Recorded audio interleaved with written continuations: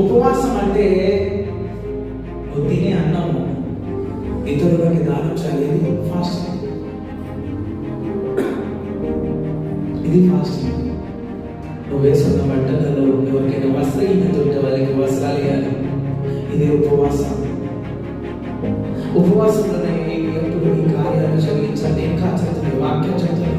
చాలా మంది ఇచ్చిన వస్తువులని సోషల్ మీడియాలో పెట్టుకుంటూ ఉంటారు. మేము అన్నం ఇచ్చినాం, మేము బియ్యం ఇచ్చినాం, మేము బట్టలు ఇచ్చినాం, నాకు ఇది అంగి తీసి ఇచ్చినా, ఇగో చూడండి నన్ను అందరూ చూడండి. వాళ్ళు కూడా చేస్తారా? నీకెందుకు నువ్వు ఒక్కడే చేయి. దేవుడు ఏమంటున్నాడు? నీ కుడి చేయి ఇచ్చింది ఎడమ చేయికి చెప్పండి. నీ కుడి చేయి ఇచ్చింది ఎడమ చేయికి మేము పంచుతున్నాం.